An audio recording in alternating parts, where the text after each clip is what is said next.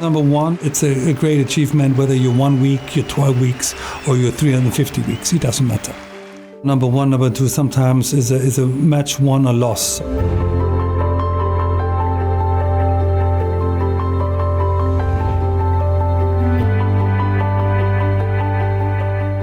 I was 18 years old when I became number two in September of '86.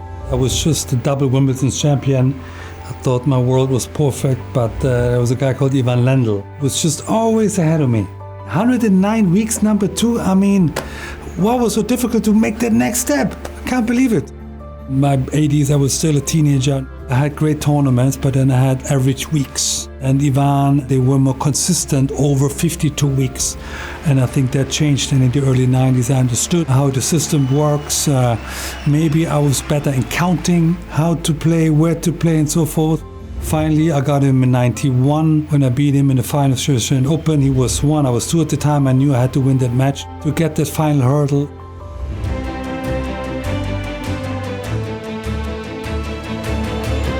It felt crazy. It's one of those moments where you're standing outside of yourself a little bit and you're watching the whole thing evolving.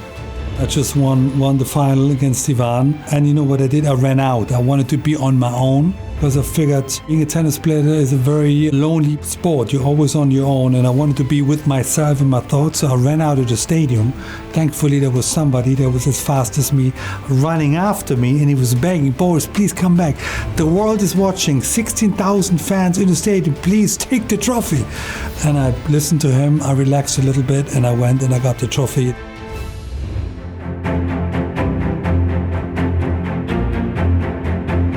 Number one, it wasn't so important to me to stay there forever. I remember I lost a little bit of motivation, a little bit of spirit. The trick is consistency, week in, week out, to always reach the final or win the tournaments, and that ultimately what gets you and makes you stay number one. Again, Stefan leaped over me, and then I was able to catch him in the Wimbledon final. Even though I lost the Wimbledon final, I became number one on that Monday.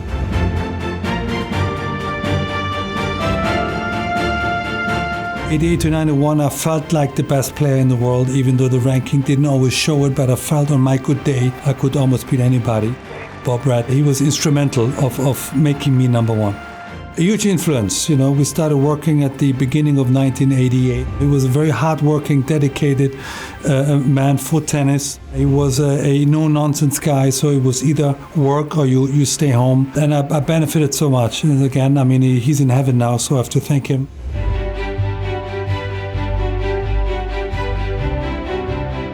I mean, your whole life has to be about tennis. There can't be any outside distractions or any other importance than winning the next tennis match.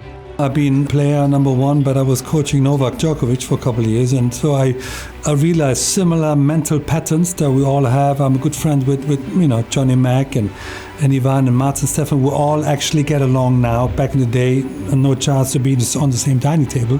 You got to be a little bit crazy. You got to be a little bit egoistic in a way that your life is tennis and that's it. So to keep that intensity for a long time is difficult. But I think we all have a little bit of this crazy mentality of just doing what it takes to win the match.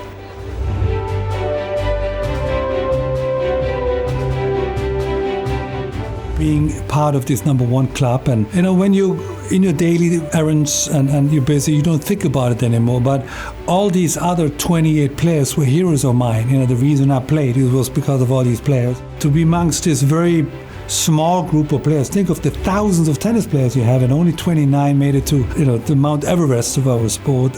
Is very special, is very unique. And I checked the list. I think everyone from us has a life.